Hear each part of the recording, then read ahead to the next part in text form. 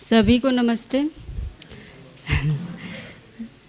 बाबा जी को नमन करते हुए, उनके प्रति कृतज्ञता का भाव व्यक्त करते हुए हम चारों ने जो एक सार निकाला है, उनकी कुछ बातें यहाँ पे हम रख रहे हैं। तो सबसे पहले दर्शन में आने के बाद कृतज्ञता का भाव, पहले तो हम शब्द से ही वो थे कि कृतज्ञता एक शब्द मात्र ही था, लेकिन दर्शन में आने के बाद कृतज्ञता किनके प्रति कृतज्ञता होती है, तो सबसे पहले मैं अपने माता पिता के प्रति कृतज्ञ होती हूँ। और जो जिनका यहाँ पे जो हम 4 साल से अध्ययन में लगे हैं, उनके मार्ग से हम यहाँ तक पहुँचे हैं और इस माहौल में हमको जीना हो रहा है, उनके प्रति मैं कृतज्ञता व्यक्त करती हूँ। और दर्शन से हमें दृश्य का आभास हुआ। अब हमारी दृष्टि दर्शन को देखने से ऐसा महसूस हुआ कि प्रीहित लाभ से हम न्याय धर्म सत्य की ओर हुई और सह अस्तित्व को देखने की दृष्टि खुली। जीवन संघर्ष है, पूर्व की सभी मान्यताओं से हम चल रहे थे। अब हमें समझ में आता है कि हम सत्ता में संपृक्त एक इकाई हैं और क्रियाशील एवं विकासशील हैं। इसकी सूचना हमें प्राप्त हुई और हम तीनों अवस्थाओं में प्राकृतिक विधि से पूरक एवं उपयोगी हैं। हम अपनी उपयोगिता और पूरकता से जी पाएँ, इस प्रयास में लगे हुए हैं। उसके बाद मानवीयता, अमानवीयता और मानवीयता, अति मानवीयता का भेद स्पष्ट हुआ और हमारा जीना जो अभी 4 विषयों और 5 संवेदनाओं में हो रहा है, तो मानवीय स्वभाव दृष्टि विषय की ओर ध्यान गया और व्यवस्था के प्रति जागरूकता बढ़ी कि हम कैसे व्यवस्थित हो पाएँ। अभी कार्यक्रम शरीर मूलक तरीके से बना हुआ है, वो भी सीमित दायरे में, जबकि कार्यक्रम जीवन के लिए है और सुख एक वैचारिक तथ्य है। यह भी एक अच्छी प्राप्ति हुई, ये जीवन से जुड़ता हुआ दिखा हमें। हम विचार से संचालित हैं, यह समझ में आया, लेकिन इसके पीछे क्या पृष्ठभूमि है, स्पंदन या अब समझ में आया। हमारा ध्यान उसके बाद कर्तव्य और दायित्व पर गया कि हम कर्तव्य, जब परिवार में हम जीते हैं तो क्या क्या कर्तव्य हमारे और वो हम कैसे पूरा कर पाएँ, दायित्व के जिम्मेदारी पूर्वक हम उसको कैसे पूरा कर पाएँ। तो इस दर्शन से आने के बाद हमें समझ में हुआ और हमारे विचारों में भी आया कि हम कहाँ पे अपना कर्तव्य पूरा कर रहे हैं और जिम्मेदारी से उस दायित्व को कैसे पूरा करना है, ये मुझे बात समझ में आई।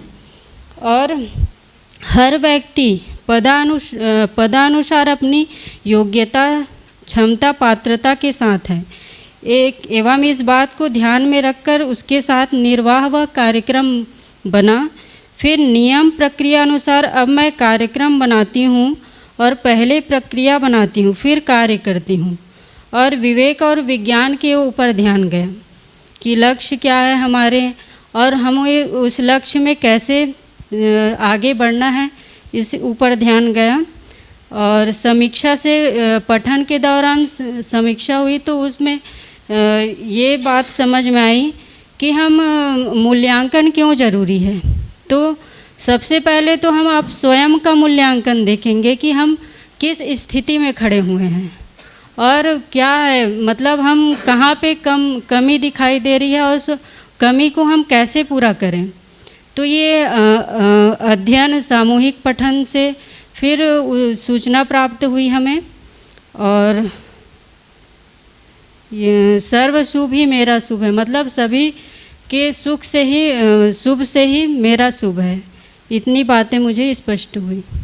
और अध्ययन और अभ्यास के लिए तो लगे हुए हैं 4.5 सालों से और सबके मार्गदर्शन से अभी तो जीना बना नहीं है और सहयोग व सबके साथ अध्ययन और पठन श्रवण हो रहा है और बिल्कुल व्यवस्थित तरीके से, मतलब समय में, इतने समय में क्या करना है, कब पठन करना है, बिल्कुल व्यवस्था से चल रहा है और आगे भी जीने में यही लाएंगे। धन्यवाद। सभी को नमस्ते। थोड़ा सा पूरी किताब को देखना हो रहा था तो बहुत सारी चीज़ें देखने को आ रही थी अलग अलग तरीके से। कहीं आसक्ति अनासक्ति है, कहीं आकर्षण निराकर्षण की बात है, कहीं पारलौकिक लौकिक की बात है, कहीं निर्बीज सबीज की बात है, तो कहीं लघु मूल्य और गुरु मूल्य की बात है, कहीं प्रार्थ स्वार्थ परमार्थ की बात है। तो इस तरीके से काफ़ी चीज़ों को एक तरीके से बताने की, ध्यान केंद्रित करने की कोशिश की जा रही है पूरी पुस्तक में। जैसे व्यवहार दर्शन की बात कर रहे हैं हम यहाँ पे, व्यवहार को लेकर के, और जो एक तरीके से मानव के अध्ययन की मूल में बात है, उसके दृष्टि विषय और स्वभाव की जो जीने की बात है कि मनुष्य जो जीना चाहता है कहाँ पे अभी हम, मतलब ये अलग अलग तरीके से एक तरीके से ध्यान दिलाया जा रहा है कि परंपरा में अभी की मैं जब अपने को देख पाता हूँ तो कहीं ना कहीं मेरा ध्यान शरीर मूलक चीज़ों पर ही जाता है, और ये अलग अलग तरीके से चीज़ों को ध्यान दिलाया जा रहा है कि मैं अपने को ठीक से मतलब देख पाऊँ।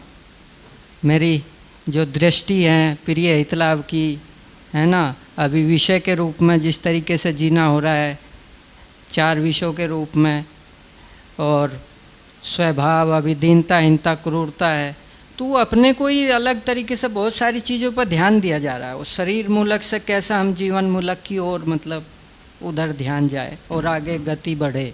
तो मैं तो इस तरीके से बहुत सारा ध्यान दे रहा था अलग अलग चीज़ों पे, उसी क्रम में चीज़ों पे मेरा पे काफ़ी उस तरीके से चीज़ों को अपने को देखने का, आगे गति बढ़ने का, कि मैं देख पाऊँ और आगे जो हम न्याय धर्म सत्य की दृष्टि की बात करते हैं उस ओर ध्यान जा पाए।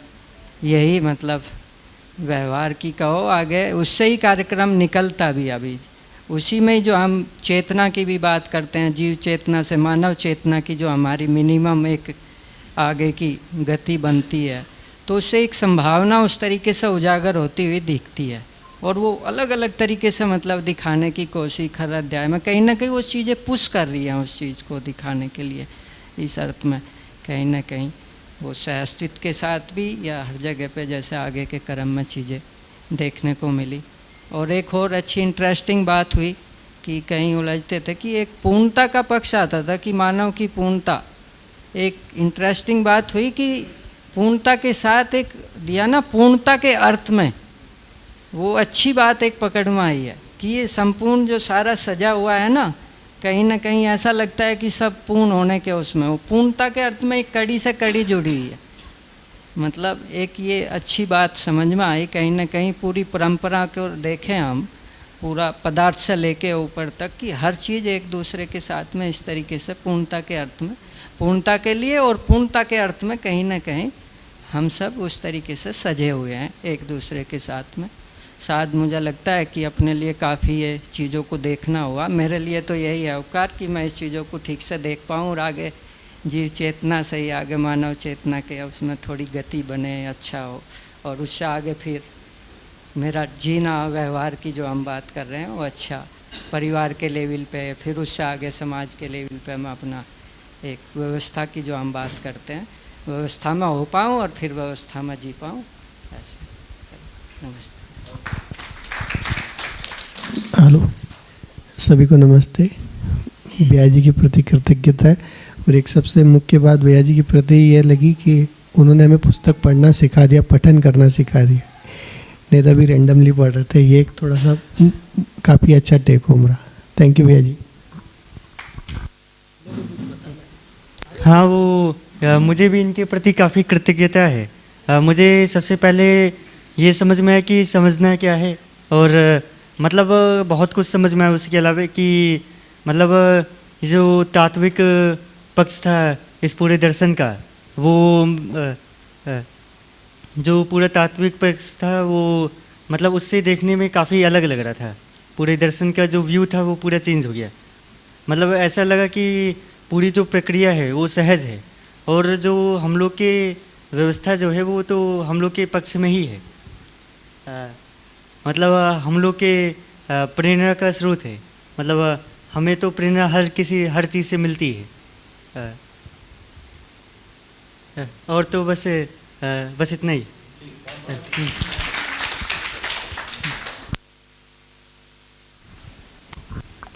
तो सभी को नमस्ते। तो एक तो पहले से पठन तो कर ही रहे थे, मगर भैया ने जो एक तरीका बताया कि पहले सिर्फ परिभाषा संहिता देख के ही पढ़ रहे थे, मगर भैया ने बताया कि नहीं, जो परंपरा में जो डिक्शनरी है उसको भी देख के पढ़ें। तो एक प्रकार से वो परंपरा की स्वीकृति और परंपरा के प्रति एक सम्मान भी, मतलब कोई हम परंपरा से कटे हुए लोग तो हैं नहीं, परंपरा जो बेस जो बना हुआ है उसी के आधार पर ही हम आगे बढ़ पाएंगे। तो काफ़ी अच्छा लगा और उसके कारण पढ़ने में एक विश्वास भी बना सभी का। और 4 बार जो पठन करने बोला उनने लगातार, तो उसके कारण काफ़ी कुछ चीज़ समझ में आने लग गई। मतलब कि 1 बार पढ़ते थे तो कुछ समझ में आता था, 2 बार थोड़ा उससे ज़्यादा, 3 बार ज़्यादा, 4 बार में मेरे को लगता है कि 60-70% चीज़ें समझ में आ जाती थी। और फिर थोड़ी बहुत तो मेरे को लगता है आगे के लिए भी ये काफ़ी हम लोग के लिए, सबके लिए उपयोगी रहेगा जो भैया ने तरीका बताया। तो ये बहुत बढ़िया रहा मेरे को लगता है। और दूसरा, भैया ने सहअस्तित्व की बात बार बार, जो हम कभी कभी भटक जाते थे कि लगता था कि व्यापक ही सबसे बड़ी चीज़ है और इकाई जो है उससे कुछ छोटी चीज़ है, तो उस पर भैया बार बार लाते थे। तो काफ़ी बातें पकड़ में आई कि वास्तव में कोई इसमें अस्तित्व में, जैसे अस्तित्व में 2 चीज़ें हैं, व्यापक और प्रकृति, दोनों सहअस्तित्व के रूप में, इनमें कोई बड़ा छोटा नहीं है। अतः अस्तित्व में कोई बड़ा छोटा नहीं है, सभी उपयोगी व पूरक हैं, हमें भी उपयोगी व पूरक बनना है, ये बात समझ में आई। फिर भैया ने काफ़ी संबंध के ऊपर काफ़ी बोला। तो संबंध के आधार पर संबंध में न्यायपूर्वक जीकर ही हम उपयोगी व पूरक हो पाएंगे। फिर भैया ने भी बताया कि वरीयता हमेशा संबंध को ही देना है हमको, तो अन्य वस्तु से संबंध को वरीयता देने से ही हम न्यायपूर्वक जीने का अभ्यास कर पाएंगे, ये ध्यान में आया। फिर जिम्मेदारी की भी बात काफ़ी आई उसमें। तो जिम्मेदारी अर्थात दायित्व व कर्तव्य पूर्वक ही संबंध का निर्वाह कर पाएंगे हम, ऐसा लगता है। फिर संबंध का प्रयोजन समझकर ही हम दायित्व व कर्तव्य निभा पाएंगे, ये बात में समझ में आई। फिर संबंध का निर्वाह मूल्य ठीक से समझने पर ही कर पाएंगे, हम ठीक से निर्वाह कर रहे हैं कि नहीं, इसका मूल्यांकन सतत करने का अभ्यास करना है। फिर होता है सामान्यतः संबंध में हो जाता है कि कुछ थोड़ा मतलब कुछ संघर्ष टाइप का हो जाता है, तो हम संवाद बंद कर देते हैं। तो वो ध्यान में आए कि वो हमको संवाद हमेशा बना के ही रखना पड़ेगा, तभी हम एक दूसरे को परस्पर समझ पाएंगे और संबंध का ठीक से हम निर्वाह कर पाएंगे। और फिर हमको सतत मूल्यांकन भी, स्वमूल्यांकन भी करना होगा और परस्परता में भी हमको मूल्यांकन करते रहना पड़ेगा, इसका हमको ध्यान रखना पड़ेगा। और ये भी रहता है कि अपने स्वभाव से, व्यवहार से भी हमको ये ध्यान में रखना पड़ेगा कि कोई हमसे पीड़ित ना हो। खासकर कायिक वाचिक रूप से हम कभी आवेश में आ जाते हैं, तो इसका भी हमको ध्यान रखना होगा, ऐसा ध्यान में आया। और ये भी ध्यान में आया कि इनका भी जो अभ्यास जो भी है हम परिवार में ही करना होगा, तभी हम अधिकार से संपन्न हो पाएंगे, वह परिवार व समाज में अपने जिम्मेदारी को निभा पाएंगे। और एक अधिकार की बात हुई थी उसमें, तो वो समझ में आया कि हमें समझकर जिम्मेदारी पूर्वक जीने का ही अधिकार है। मतलब कि और हमको ऐसा नहीं कि हमको कोई कुछ दे देगा, ऐसा कुछ नहीं है। हम समझदार होंगे तभी हम जिम्मेदारी पूर्वक जीने का, तभी हम जिम्मेदारी पूर्वक जीने के अधिकारी हो पाएंगे। तो इसके लिए हम सबको अभ्यास करना होगा, उसमें विचाराभ्यास, व्यवहाराभ्यास, कर्म अभ्यास। विचाराभ्यास के लिए हमको नियमित पठन करते रहना पड़ेगा और साथ साथ संवाद भी करना ही पड़ेगा।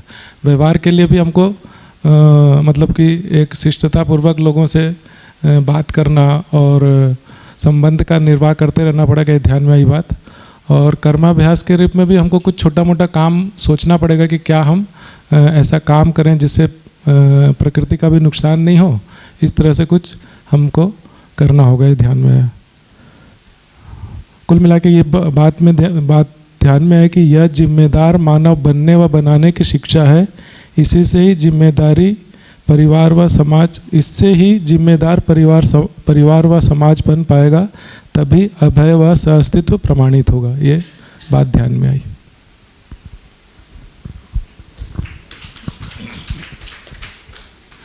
अशोक भैया के खूब खूब धन्यवाद व्यक्त करते हुए, भाई हमें दोनों को एक इसमें से पूरा ऐसा समझे ना कि भाई पढ़ने का क्रम जैसे भैया ने बताया कि भाई अपने परतंत्र मत बनो, निर्भर अपने ही बनो, और पठन का कार्यक्रम जैसे भैया ने बताया तो भाई हमारा धीरे धीरे साथ में पढ़ने का एक मन बना और पढ़ सकते हैं ऐसा थोड़ा लगा।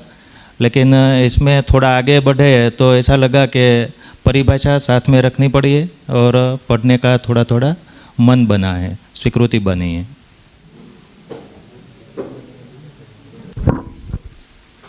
श्रद्धेय श्री बाबा जी को नमन करते हुए आप सभी को नमस्ते।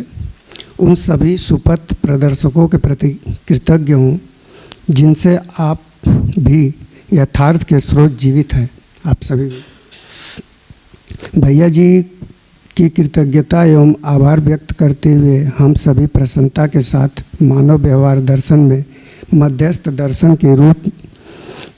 के मूल तत्व और 12 अध्याय को बहुत सहजता से समझाए, जिसमें बहुत सारे विषयों पे अच्छे से स्पष्टता बनी। आगे इसमें जो समझ पाए उसको व्यक्त करते हैं। मानव संपूर्ण को समझकर प्रेरित नहीं होगा तो दुखी होगा, ऐसा समझ में आया। मानव व्यवहार दर्शन से हम सब ऐसा समझ पाए कि काल्पनिक दुनिया से बाहर निकलकर सह-अस्तित्व समझकर अच्छे से जी सकते हैं। व्यापक सत्य है, सह-अस्तित्व परम सत्य है, ऐसा समझ पाए। दर्शन से ऐसा भास हुआ, जीवन ही लक्ष्य का धारक वाहक है, चैतन्य इकाई अग्रिम विकास चाहती ही है, ऐसा हम सब समझ पाए। सह-अस्तित्व में व्यापक सत्ता संतृप्त जड़ चैतन्य प्रकृति समझ में आया। समझ बने कि हर अवस्था उन्नति की ओर अग्रसर है ही, ऐसा हम लोगों ने समझा। सृष्टि दर्शन से चारों अवस्थाओं में सृजन, विसर्जन, पोषण, शोषण का भेद सहज रूप में समझ आया। साथ में सापेक्ष ऊर्जा, निरपेक्ष ऊर्जा भी समझ आया। आगे मानव सहज प्रयोजन से परिवार, समुदाय, अखंड समाज में मानव का जीना समझ में आया, जिसमें अमानवीयता, मानवता, अतिमानवीयता मानव प्रकृति के रूप में समझ में आया। निर्भ्रमता ही विश्राम है। विश्राम तब होगा सत्य अनुभूति होगी जब तब ही हो पाएगा, ऐसा समझ पाए। मानव को सुखधर्मी कहा गया क्योंकि सर्व मानव निरंतर सुखी होना चाहता है, ऐसा समझ पा रहे हैं हम सभी।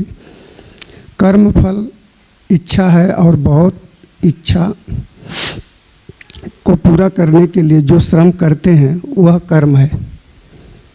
कर्म करेंगे तो उसका कोई अंतिम परिणाम तो आएगा ही, ऐसा समझ पाए। वो अंतिम परिणाम है, वही फल है। मानव व्यवहार में कार्य और व्यवहार दोनों होते ही हैं। मैं इसमें ऐसा समझ पाया, जब मैं दूसरे को पूरा समझ गया और वो भी मुझे पूरा समझ गया तो ही व्यवहार है और न्याय है। आगे इसमें लौकिक व्यवहार, परलौकिक व्यवहार, जिसमें लौकिक में भ्रमित मानव के रूप में, परलौकिक व्यवहार में अनुभव मूलक प्रमाण में इष्टा मुक्त व्यवहार समझ पाया। पद एवं पदाति जहाँ तक हमारा ध्यान गया कि जो मूल वास्तविकता है व्यापक सत्ता ही है, और व्यापक सत्ता में संपृक्त जड़ चैतन्य प्रकृति, इनकी ओर ध्यान गया। पद इकाई है, पदातीत व्यापक है, ये समझ पाए। पद का निर्धारण इकाई के गठन, प्रक्रिया एवं आचरण से समझ में आया। प्राण पद, देव पद, दिव्य पद, इस पर ध्यान गया। दर्शन दृश्य दृष्टि से हम समझ पाए कि दर्शन का मतलब देखना, देखने का मतलब समझना और समझने का मतलब जीना है। सही मायने में मानव का जीना ही दर्शन है। न्याय धर्म की दृष्टि के साथ हो रहा है तो दर्शन है, अन्यथा नहीं है, ये समझ पाए। क्लेश मुक्ति से ये समझ पाए कि समाधान, समृद्धि अथवा सह अस्तित्व को प्रमाणित करना ही क्लेश मुक्ति है।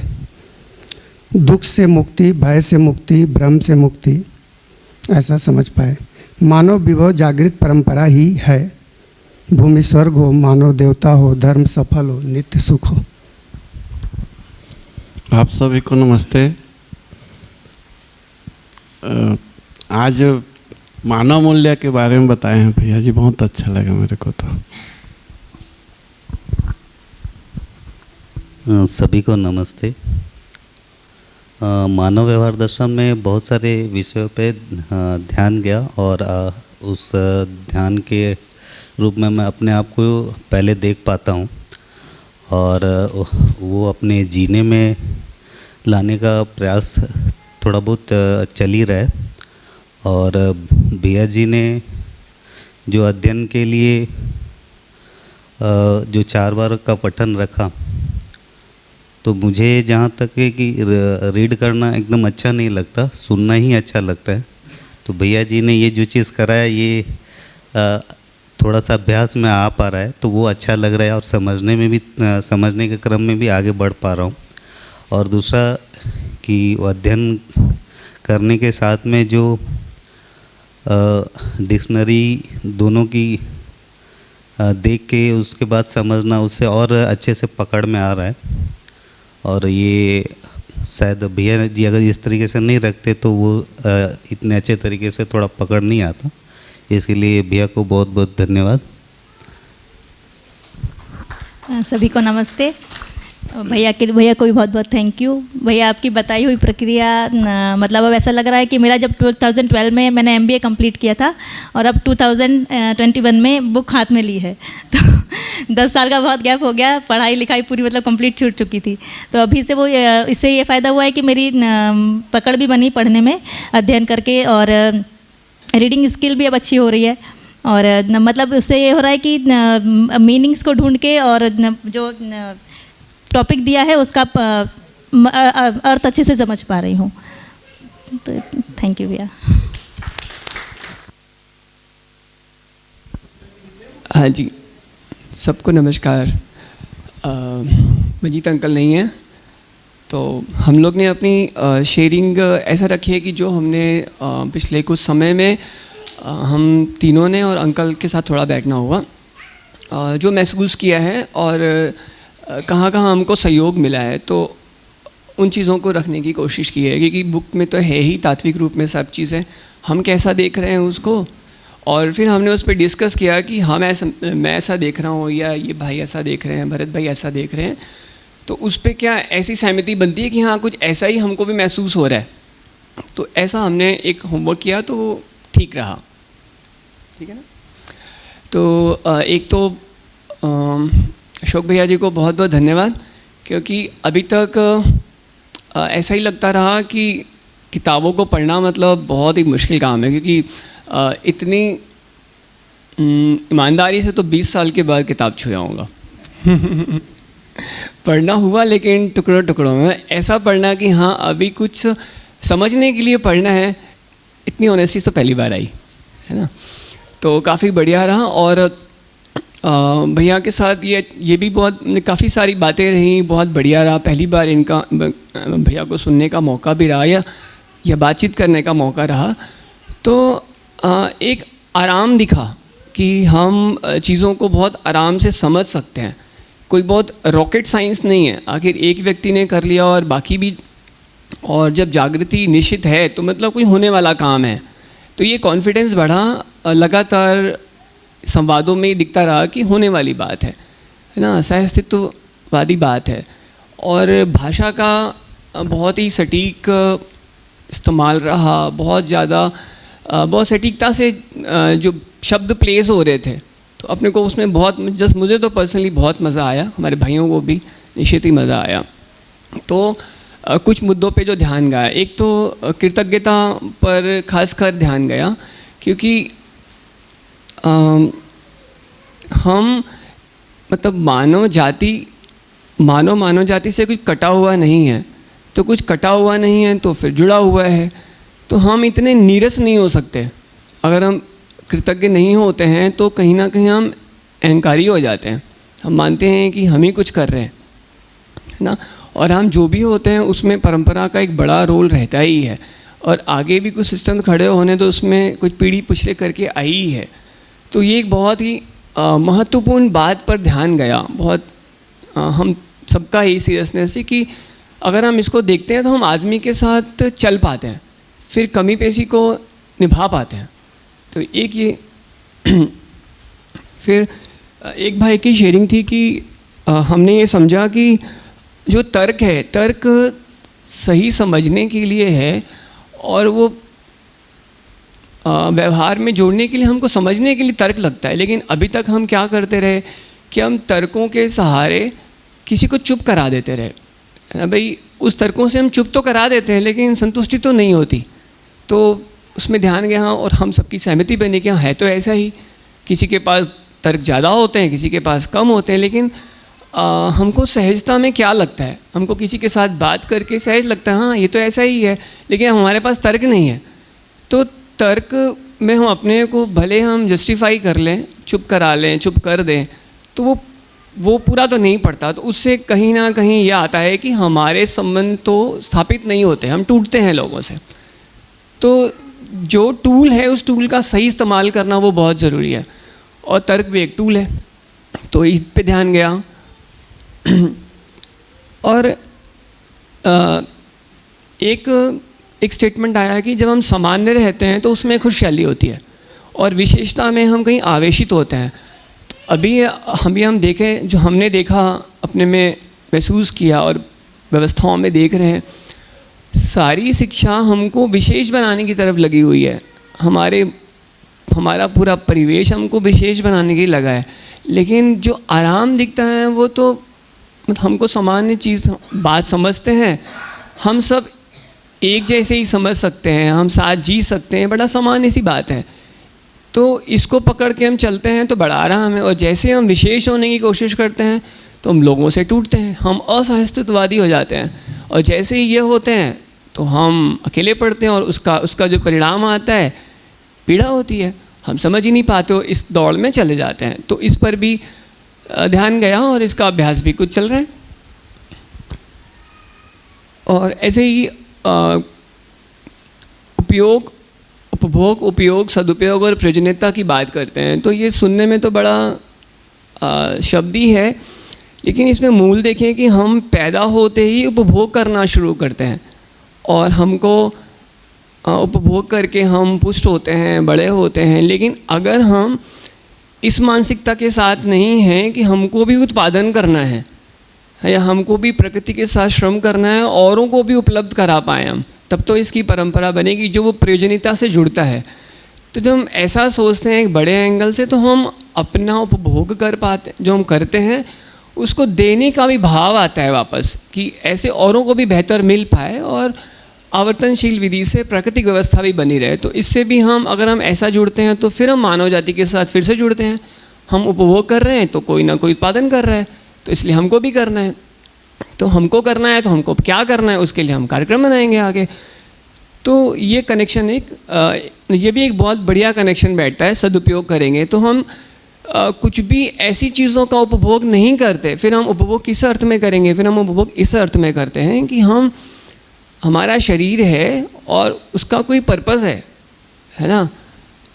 तो हम ऐसी चीज़ों का उपभोग करते हैं जिससे हम स्वस्थ बने रहें और हमारा पर्यावरण भी स्वस्थ बना रहे, और हम वातावरण में कुछ इंस्पिरेशन दे पाएँ, प्रेरणा दे पाएँ। तो उपभोग है तो छोटा सा, लेकिन जुड़ता है। तो ये पूरे दर्शन की एक खूबसूरती जो दिखी है कि कहीं से भी उठाएं तो वो सहस्तित्ववाद को ही इंगित करता है। कुछ भी छूटा नहीं, हम कुछ भी उठाते हैं तो एक बहुत ही महत्वपूर्ण बात जो मुझे इन सबसे ऊपर लगती है कि ये बात की सूचना मिलना और ऐसा चलना और समाज की व्यवस्था ऐसा होना, इसमें बहुत बारी मैं ना डाउनफॉल में चला जाता था कि ये सब चीज़ें कैसे ठीक होंगी, है ना। धरती बीमार हो गई तो ये बात हमेशा निराशावादी एक प्रवृत्ति की तरफ ले जाती थी। तो ये सोच मेरे मन में बहुत पहले आई, तो इस बात भैया के साथ वो पुष्ट हुआ तो मुझे बहुत ही मज़ेदार रहा। वो कैसा हुआ कि समझने का काम तो जीवन में होता है और हम विवेकपूर्वक ये देख पाते हैं कि जीवन अमर है, शरीर नश्वर है और व्यवहार के नियम हैं। और व्यवहार के हम जब जीवन को जितना जितना समझने का अभ्यास करते हैं, जितना जितना मूल्यों में जी पाते हैं, उतना उतना हम व्यवहार भी ठीक से कर पाते हैं। तो जीवन अमर है तो समझना तो जीवन में होना है। तो इस प्रयास को जितना हम सघनता से करते हैं, जितना तीव्र इच्छा के साथ करते हैं, उतना उतना हम मजबूती के साथ जी पाते हैं। मजबूती मतलब समझ की मजबूती के साथ। फिर बाहर जो भी घट रहा है, बहुत सारी अव्यवस्थाएं हैं, तो उससे हम परेशान नहीं होते। हम वहाँ क्या कर सकते हैं, फिर वो जगह बनती है। क्योंकि धरती भी बीमार हो रही है, हम भी नहीं रहेंगे, लेकिन हमारी समझ तो है, जीवन तो है। हम पहले भी बहुत सारी जर्नी करके ही आए हैं, अभी भी जर्नी है ही। तो ये बात सेटल होने से ना, ये बात निराशावादी एटीट्यूड ख़त्म हो गया। अभी आशावादी एटीट्यूड से बढ़ना कि हमको बेहतर ही होना है समझने के रूप में, और हमको समझ के जी के ही बेहतर होना है। यही रास्ता बचता, और कोई रास्ता नहीं है। फिर बाहर जो भी घटेगा, चाहे वो प्रकृति के साथ कुछ होगा, हम उसमें जो कर पाएंगे वही कर पाएंगे। और कुछ काम तो मिलके ही होंगे, है ना, वो अकेले के हैं नहीं। तो हम समझने के साथ साथ कैसे हम उसके लिए एक माहौल बना पाएँ अपनी योग्यता अनुसार, और वो माहौल बनता ही है जैसे जैसी हमारी योग्यता बनती है। तो उससे ये भय ख़त्म हो गया। मतलब अभी तो मैं बोलूँगा कि ख़त्म हो गया। तो ये निराशा बार बार अटकती थी, ये अटकना बंद हुआ अभी। तो ये कुछ उपलब्धियाँ रहीं ये सारे सेशंस में, है ना। तो मुझे तो पर्सनली काफ़ी मज़ा आया। बाकी ये दोनों भाई और शेयर करेंगे। नमस्ते सभी को। मैं तो भैया का धन्यवाद ही करूँगा, और तो सामूहिक सोनू भैया ने बता ही दिया है, तो वो इकट्ठा ही था सभी का।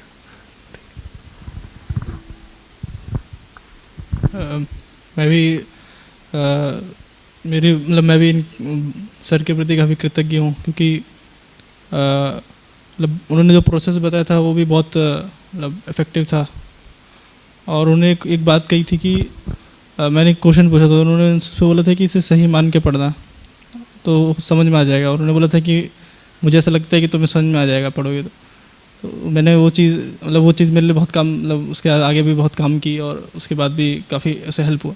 और अभी पहले से कॉन्फिडेंस और बढ़ गया है पढ़ने का।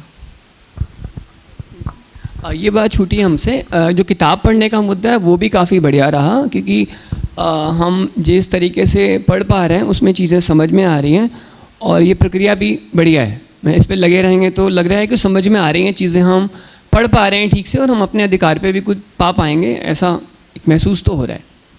ठीक है, धन्यवाद। सभी को नमस्ते, बाबा जी को नमन। जितना भी अभी तक मैं समझ पाई और मैं अपने जीने में जो देख पा रही हूँ, तो मुझे ये समझ में आता है कि जीवन ज्ञान और मानवतापूर्ण आचरण और अस्तित्व से अस्तित्व सबको जितना भी मैं समझ पा रही हूँ वो मेरे जीने में थोड़ा दिख रहा है। मुझे ये समझ में आ रहा है, जैसे कि क्या, क्यों और कैसे का मैं आंसर ढूंढ पाती हूँ। और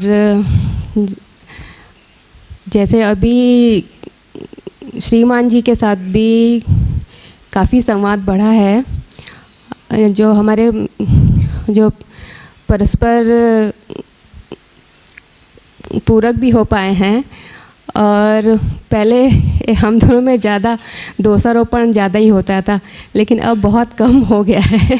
अब हम लोग अब सही की बात कर पाते हैं, और बच्चों से भी काफ़ी संवाद बढ़ा है, और काफ़ी अच्छा लग रहा है। और बाकी श्रीमान जी बोलेंगे। धन्यवाद।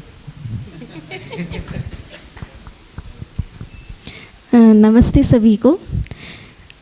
आज मतलब जो चीज़ समझ में आई उसका मतलब जो चीज़ जीने में आई है वो कोई बात मैं यहाँ पर रखना चाहूँगी। तो सबसे पहले बहुत ही बढ़िया चीज़ ये हो रही है कि अभी निरीक्षण और स्वमूल्यांकन पे काफ़ी अच्छा ध्यान जा रहा है। पहले हम लोग कुछ भी करके उस पर ध्यान ही नहीं जाता था, सही लगता था, पर अब आवेशित गति में तो अभी भी नहीं जाता है। बट जैसे ही थोड़ी स्वभाव गति आती है तो उसमें पता चलता है कि मतलब वो विचार पे फिर से देखना होता है कि हमने क्या किया, या सही था या गलत किया, तो उसका वो खुद से ही मूल्यांकन हो पाता है। तो ये एक प्रोसेस, ये दर्शन की जो महिमा है वो बहुत ही अच्छी लगी कि हमें खुद का मूल्यांकन करना है, उसका सत्यापन करना है, और वो सत्यापन होगा तो वो प्रमाण उसका दिखेगा ही। तो ये एक बढ़िया चीज़ हो रही है मेरे साथ में, हमारे साथ में। दूसरा जो पॉइंट है कृतज्ञता का लेके, तो उसमें तो मतलब ऐसा लग रहा है कि पहले भी ना ऐसे कृतज्ञता फील होती थी, कनेक्टिंग लगता था, बट उसको ना बड़े फ्रेम में नहीं देख पाते थे, आपस में बहुत कनेक्टेड लोगों के साथ में ही देख पाते थे। जैसे ही भैया ने वो प्रक्रिया करवाई कि किसके, तो पूरे मानव समाज का उसमें पूरा आ जाता है, तो एक्सटेंडेड चीज़ों को हम नहीं देख पा रहे थे वहाँ पे कृतज्ञता के लिए। तो हम अभी पूरे समाज की ओर वो ध्यान जाता है तो बहुत ही बढ़िया लगता है, तो सभी की ओर बहुत कृतज्ञता महसूस होती है। तो भैया ये प्रक्रिया करवाए उस चीज़ के लिए मैं भैया का बहुत बहुत धन्यवाद करवाना चाहूँगी। एक जो लक्ष्य, कारण और कार्यक्रम था उस पर भी काफ़ी अच्छा ध्यान गया। जैसे कि हम अकेले में कुछ नहीं, कोई भी कार्यक्रम है या कोई भी व्यवहार है तो हम अकेले में तो नहीं कर सकते, वो परिवार में, समाज में, सभी के मानव के बीच में ही होगा। तो हम अकेले में कुछ नहीं हैं, और सब साथ होने के लिए, साथ चलने के लिए एक लक्ष्य एक होना बहुत ज़रूरी है। तो लक्ष्य तो एक है ही सबका, यहाँ पर वो चीज़ क्लियर हुई। उसके लिए कारण और कार्यक्रम की चीज़ है, तो जैसे प्रयोजन समझ में आता है, तो अगर एक सा प्रयोजन समझ में आएगा तो वहाँ पर विचारों में भी तालमेल बैठ पाएगा, तो साथ साथ कार्यक्रम भी उस तरीके से साथ साथ बन पाएगा। ये चीज़ पर ध्यान जा रहा है। और एक और अस्तित्व में जो बात है वो साथ रहने और साथ होने की बात हो रही है। तो ये अभी तक हम सिर्फ साथ है, पर साथ रहना आता इतने अच्छे से नहीं है। तो यहाँ पर ये चीज़ बताया जा रहा है कि साथ तो है ही, बट साथ रहने के लिए और साथ साथ चलने के लिए क्या क्या प्रक्रिया है, तो वो काफ़ी अच्छा लग रहा है मुझे। थैंक यू, धन्यवाद।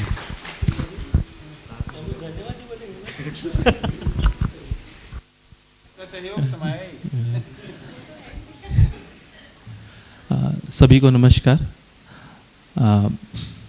जैसे जब व्यवहार दर्शन की किताब स्टार्ट हुई थी तो उसमें कृतज्ञता वाला जैसा पार्ट आया था, तो हम लोग आपस में डिस्कस कर रहे थे घर पे। तो ऐसा लगता है कि जैसे भैया ने बताया कि पूरी समाज का, पूरी परंपरा का ही कृतज्ञता है उसमें, पूरे मानव जाति का कृतज्ञता है कि कैसे सहयोग हो पाए। उसमें मैं ये देख पाता हूँ कि मेरे परिवार में मैं जब ये देखा कि ये जो पठन और अध्ययन का जो प्रोग्राम है वो मेरे परिवार से, मैं कुछ मेरे सदस्यों, परिवार सदस्यों ने, मेरे बड़े भैया ने किया, तो उन्होंने उनका कुछ महत्व बताया था कि पठन करना आवश्यक क्यों है। क्योंकि हम जीवन विद्या को केवल सुनते हैं और वो वहीं तक सीमित नहीं है, वो बहुत बड़ा एक जीने का पूरा प्रोग्राम है। तो उसके लिए पठन कितना आवश्यक है उन्होंने वो हमको बताते थे। तो 2 साल से उनकी बात हम सुनते थे और हमको लगता था कि क्यों बोल रहे हैं, हम भी नहीं करना ये। अब जब बैठे हैं तब ये समझ में आ रहा है कि क्यों वो बोलते थे। तो उसका जो महत्व है अब समझ में आ रहा है कि पठन कितना आवश्यक है, कैसे आप शास्त्रों के पूरे शब्दों से आप जाते हो, कैसे अनुभूतियों से जाते हो, क्या बात लिखी है, क्या नियम है, क्या लक्ष्य है, क्या प्रक्रिया है।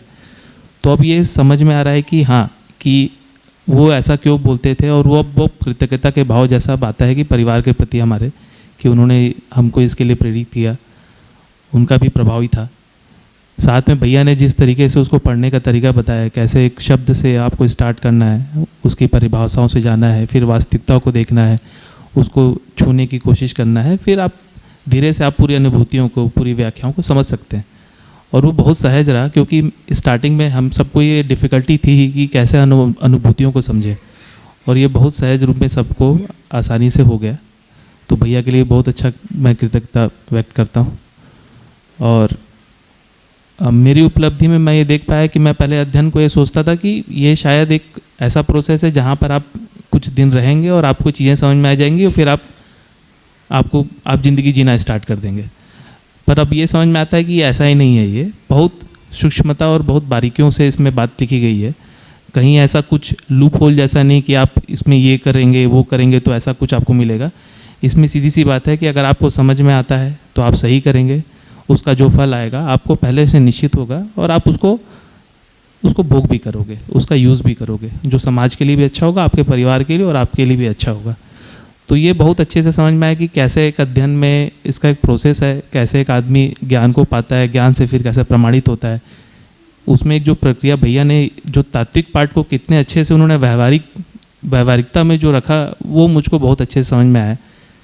मेरे लिए वही डिफ़िकल्टी वाला पार्ट था कि ये प्रोसेस कैसा है, क्योंकि तात्विकता को जब हम देखते हैं तो हमको समझ में थोड़ा सा मुश्किल होता है। भैया ने उसको व्यवहारिक रूप में जैसा समझाया, न्याय को बोला तालमेल, वरना हम न्याय में कुछ और ही ढूंढ रहे थे। भैया ने उसको कितने अच्छे से बोले कि भैया तालमेल होता है दो के बीच का, उसको बोलते हैं न्याय। तो ये जो भैया का जो तरीका था, जो समझाने का तरीका था, वो मैं बहुत सहज हो गया। और मेरे को जितना भी मेरा प्रॉब्लम था एज अ पर्सनल, मैं उसमें अपने आप को देख पाया कि हाँ, ये बहुत आराम से इसमें चला जा सकता है, ऐसा कोई डिफ़िकल्ट नहीं है। और मैं इसके लिए फिर और बाकी जितने भी सदस्य यहाँ बैठे हैं उनके लिए भी कृतज्ञता व्यक्त करता हूँ, क्योंकि माहौल बहुत अच्छा था, सबको आसानी हुई समझने में। धन्यवाद।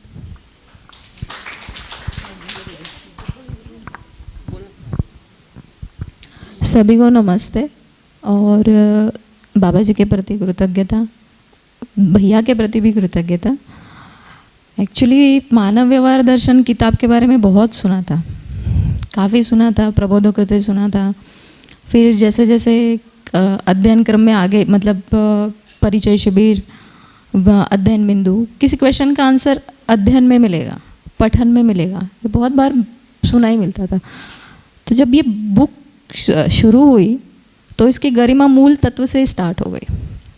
जिस तरीके से वो फैलता गया, बहुत ही अद्भुत है ये। एक्चुअली इसको शब्दों में पकड़ पाना बहुत मुश्किल बात है, फिर भी मैं इसको रखने की कोशिश कर रही हूँ कि इसमें नियम, लक्ष्य और प्रक्रिया इतनी सूक्ष्मता से बताई गई है ना। मैं किसी भी मेरे कार्यक्रम को इसके जोड़ते देखती हूँ तो मुझे शायद लगता नहीं कि अभी कभी असफलता के लिए हो पाएगा, मतलब बारीकी से, सूक्ष्मता से अगर उसको मैं देखती हूँ। और भैया ने जो पठन के लिए प्रक्रिया बताई, उस प्रक्रिया को हमेशा फॉलो करके अगर मैं उस अनुभूतियों को बार बार पढ़ूंगी तो वो जो भाव बाबा जी ने बोलने की ये की है, पूरी प्रयास किया है हमको बताने का कि ऐसी अनुभूतियाँ हैं, तो वो शायद उसको छू पाऊंगी, ये एक लगती है। दूसरा, इसमें मुझे ऐसा लगता है कि सूचना के रूप में अस्तित्व सह अस्तित्व है और यही परम सत्य है।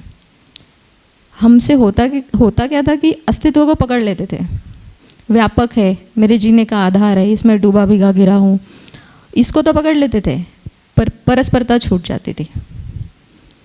तो ये अस्तित्व सह अस्तित्व है और अकेले का कोई प्रोग्राम नहीं है। ये जिस भैया ने बहुत ही अच्छे तरीके से इसको रखा और ये मुझे छू गया। बहुत सारी चीज़ें, जैसे सापेक्ष ऊर्जा परस्परता में है, तो मेरी ऊर्जा भी तो परस्परता से ही बनेगी और कहीं से नहीं बनेगी, मैं ऊर्जित भी वहीं से रहूँगी। ये भी मुझे बहुत अच्छे से छूने वाली और जीने वाली बात लगी, मतलब ये महत्वपूर्ण बिंदु लगा जीने के लायक। दूसरा, श्रम गति परिणाम, ये जो सिद्धांत है, मूल तत्व में बोला है कि ये सिद्धांत है, मतलब सृष्टि की पूरी सृष्टि दर्शन में हर एक चीज़ का विकास क्रम, विकास जागृति क्रम श्रम गति परिणाम है। इसको मैं तो मैं ऐसे जोड़ पाई कि यथा स्थिति से उन्नत स्थिति के लिए श्रम। तो मैं अपने में श्रम को ऐसे देख पाती हूँ कि मैं समझ के लिए कितना श्रम लगा रही हूँ और ये समझ के लिए जो श्रम लगेगा उसके ऊर्जा का मैं अंतर्नियोजन कैसे कर पाती हूँ। तो ये सिद्धांत मेरे जुड़ने से, जीने से ऐसे जुड़ता है और इसका काफ़ी एक उपलब्धि जैसा महसूस होता है। तीसरी बात मुझे ऐसी लगी कि परस्परता की जो मैंने बात कही, तो यहाँ पे सहपाठियों से भी बहुत परस्परता बनी। अध्ययन या पठन बस किताब का नहीं हो पाता, ये सबके साथ होता है। ये जो बात है वो बहुत अच्छे से क्लिक हुई, क्लिक इन द सेंस कि समझ आई, ध्यान गया, इस पे ध्यान आकर्षण गया। और भैया ऑलमोस्ट हर सेशन में भैया ने एक बात हमेशा उस पर जोर दे के कहा कि स्वयं का मूल्यांकन ईमानदारी के साथ। तो वो ईमानदारी वाला पार्ट जो है वो मेरे साथ ही होगा, किसी और के साथ तो होगा नहीं, वो मेरे साथ होगा, मेरा स्वमूल्यांकन होगा। मेरा स्वमूल्यांकन होगा तो मेरी प्राथमिकता कहाँ है वो मुझे पता चलेगी, मेरी प्राथमिकता पता चलेगी तो उसी तरीके से मेरी ऊर्जा का अंतर नियोजन होगा। तो ये 3-4 उपलब्धियाँ मेरे को बहुत अच्छी लगी, मतलब मुझे बहुत ही अच्छी लगी। और पिछले कुछ दिनों में उपलब्धि के तौर पे मैं ऐसा देखती हूँ अपने आप को, और सभी के लिए मतलब सब लोग हम जब बात करते हैं, हम एक ही परिवार के हैं, तो परिवार में जब बात होती है तो हमको एक समझ में आता, एक चीज़ ऐसे समझ में आती कि व्यवहार दर्शन नहीं, पूरा ये पठन का कार्यक्रम 6 मंथ का जो कंप्लीट होगा, इसके एक व्यक्तित्व निखर के आएगा तो होगा क्या, कुछ जादू या ये ऐसा कुछ तो होगा नहीं। तो इसमें होगा ऐसे कि हमारे पास सही को पहचानने का एक पूरा का पूरा कोड अवेलेबल रहेगा। और इससे मुझे सृष्टि को देखने की और सबसे ज़्यादा अपने आप को देखने की दृष्टि, क्योंकि मेरे अंदर की क्षमता क्या है मुझे अभी ये मानव व्यवहार दर्शन से पता चली है। अब तक तो ये भी पता नहीं था कि क्षमता में क्या क्या आता है मेरे। तो ये जो चीज़ें हैं ये बहुत ही सूक्ष्मता से और छू गई ये चीज़ें। मतलब मानव व्यवहार दर्शन का 10 दिन का एक होता है, भैया बोलते प्रभाव स्वीकारने से होता है, वो स्वीकार लिया हमने प्रभाव, वो जो मानव व्यवहार दर्शन का प्रभाव है वो हमने स्वीकार लिया। और सबके प्रति कृतज्ञता, जिन्होंने बुक लिखी, प्रिंटिंग की, सबके प्रति कृतज्ञता। और परिवार के प्रति खासकर कृतज्ञता, क्योंकि परिवार ने ऊर्जा का नियोजन हमारे पठन के हिसाब से जो पूरा नियोजन किया है वो बहुत ही सुंदर है। यहाँ मंच पे मैं ये बात बोलना चाहूँगी, क्योंकि उनके प्रति कृतज्ञता भैया ने आज ही लिखा था कि सम्मान का मूल्य, मतलब सम्मान तभी हो पाता है, मूल्यांकन कर पाते हैं, पात्रता इस सब का। तो वो सम्मान का भाव मैं यहाँ से उन्हीं को देना चाहती हूँ कि बहुत बहुत सबके लिए कृतज्ञता और बहुत बहुत धन्यवाद। और अभी मम्मी जी बोलेगी, अपने 2 शब्द रखेगी। सभी को नमस्ते। और भैया जी के प्रति बहुत बहुत कृतज्ञता और बाबा जी को बहुत बहुत नमन, जिन्होंने आज ये पुस्तक हमारे समक्ष रखे हैं, मध्यात्म दर्शन, इनके लिए बहुत बहुत कृतज्ञता है। अब युवती तो पूरा भाव को व्यक्त कर ही दी है, तो हम कुछ समझ पा रहे हैं, जितना समझ रहे हैं भैया जी बहुत अच्छी तरीक़ा से सबको रखे हैं। और थोड़ा थोड़ा समझ में आ रहा है, जितना समझ आ रहा है उतना हम अपने विचार में, व्यवहार में, कार्य में उतारने की कोशिश में लगे हैं।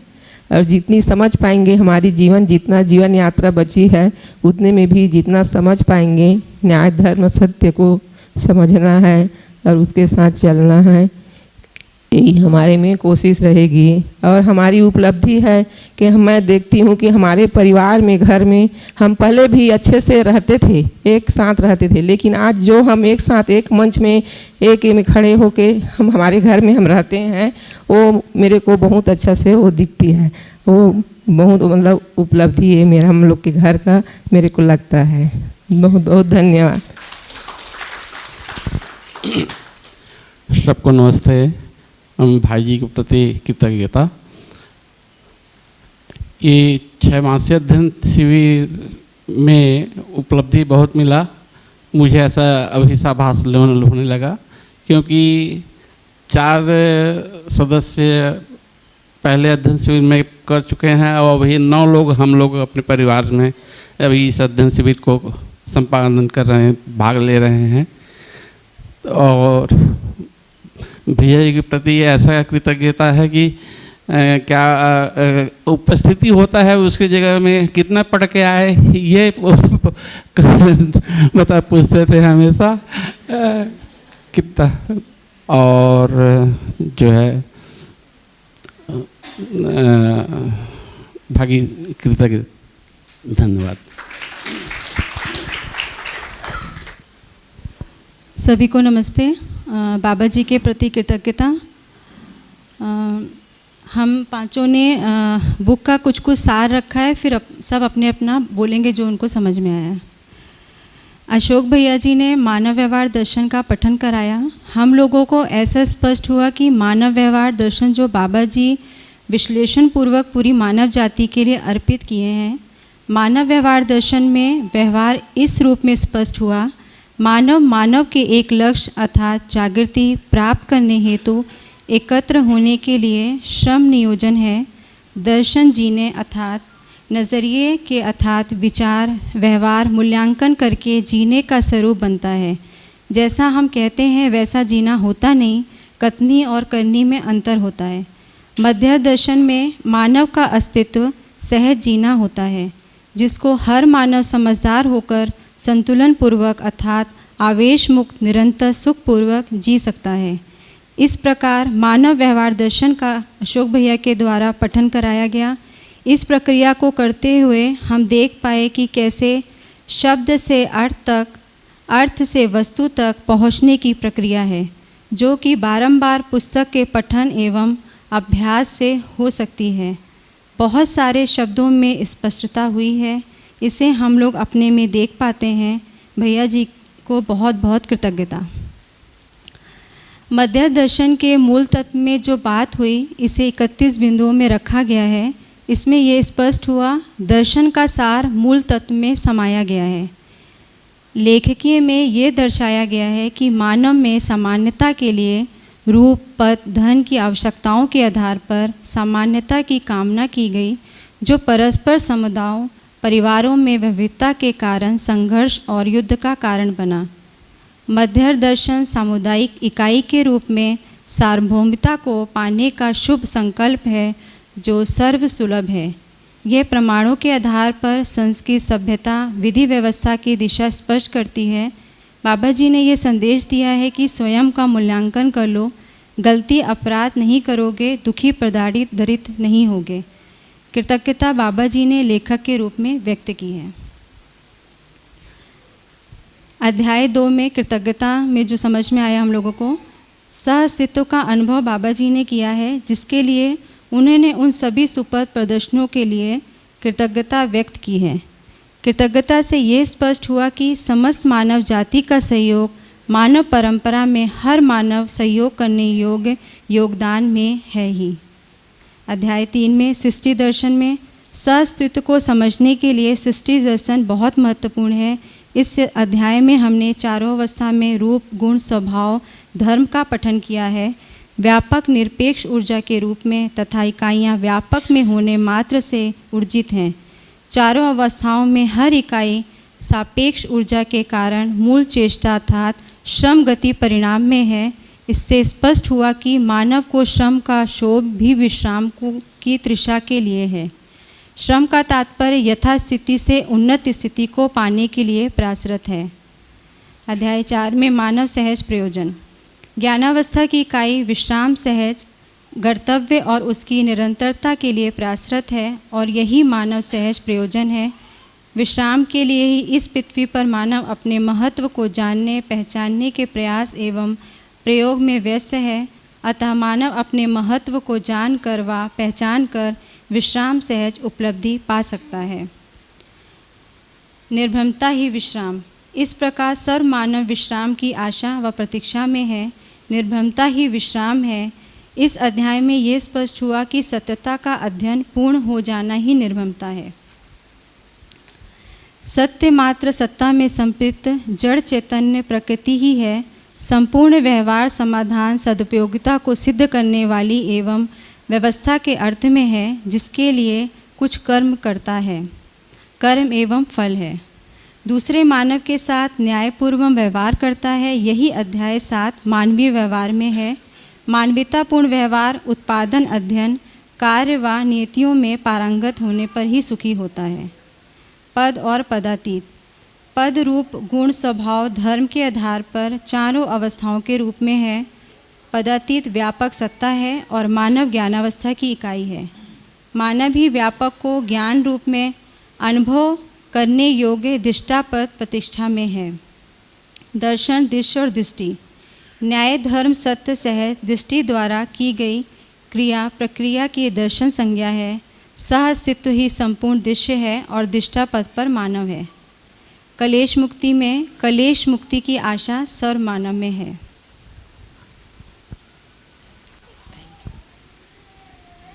ये तो बुक का था, मेरे अंदर जो हुआ वो मैं बता रही हूँ कि मतलब भैया ने जो पठन का ऐसा बोला, क्योंकि मैंने 13 साल बाद पहले बार ये बुक पढ़ी और कभी भी अध्ययन में इंटरेस्ट नहीं लगता था, ऐसा लगता था बहुत कठिन है। लेकिन बाबा जी की एक बात बहुत ध्यान में आती थी जब मिलती थी तो कि हर मानव समझ सकता है, तो मेरे को उससे खुशी हुई कि यार मैं भी समझ सकती हूँ। तो भैया ने जो पहली बार पढ़ना है, 2 बार 3 बार 4 बार, इसको देख पा रही थी कि कुछ कुछ चीज़ें समझ आ रही हैं। अगर हम 6 महीने तक इसको करते हैं अभ्यास और 6 महीने के बाद मैं खुद भी पढ़ती हूँ तो और क्लैरिटी बनेगी, ऐसा ध्यान गया। क्योंकि पढ़ना बहुत टफ लगता था, ऐसा लगता था बहुत सारे शब्द हैं, लेकिन जब हम ध्यान से पढ़ते हैं तो ध्यान जाता है और खुद पे ध्यान जा रहा है। और मैं खुद का मूल्यांकन कर पा रही हूँ हर दिन कि मैं आज क्लास में मेरे में क्या उपलब्धि हुई, मैं कहाँ पहुँची, तो मैं देख पा रही थी मैं आगे ही पहुँच रही हूँ। मतलब हर दिन मेरे अंदर कुछ चल रहा है। और भैया जी ने जो मूल्य पढ़ाया, मूल्य बहुत टफ लगते थे मेरे को, लेकिन जो भैया ने कनेक्ट कर करके कि कृतज्ञता सम्मान, तो उसको मैं देख पा रही थी कि मतलब कृतज्ञता तो कभी ध्यान में भी नहीं आया कि कृतज्ञता सम्मान कि इसको हमको कैसे देखना है। बस। नमस्ते सभी को। मैं ये कहना चाहूँगी कि मेरे को तो, मैं पहले सोचती थी कि मेरे को ये पठन नहीं कर पाऊँगी, मुझे दिक्कत आएगी, लेकिन अब मुझे ऐसा नहीं फील होता है। मुझे ऐसा फील, क्योंकि मैं जब पढ़ने बैठती हूँ तो मुझे ऐसा लगता है कि मेरा ध्यान वहाँ से हटने का वो नहीं होता है। मुझे लगता है कि इसको पढ़ते रहें, इसमें अच्छा है और इसको हमें करते रहना चाहिए, ऐसा फील होता है। तो इसको तो मैं ऐसा समझ पाई हूँ कि मैं अभी तक सुख ढूंढ रही थी, तो मैं तो ये सोचा है कि सबसे पहले उस पर मैं इसी को सुख रखूँगी कि मुझे सुख मिला, तो मुझे इसी से सुख मिला है। दूसरा, मैं अपने बच्चे के प्रति, क्योंकि आज मैं बेटे को माता जी को छोड़ने गई थी स्टेशन, तो बेटा जी को छोड़ के गई थी दीदी के पास, तो मैंने कभी भी उसको इतने टाइम तक अकेले नहीं छोड़ा था, फर्स्ट टाइम मैंने छोड़ा है। लेकिन उसने भी बहुत सहयोग किया और दीदी ने भी साथ में बहुत ज़्यादा ही वो किया है। तो इस चीज़ को भी मैं समझ पाई कि आपस में किस तरह रहना चाहिए और किस तरह, और परिवार में भी किस तरह रहते हैं, ये सब कुछ समझ में आया मेरे को। और भैया जी आपको बहुत बहुत धन्यवाद।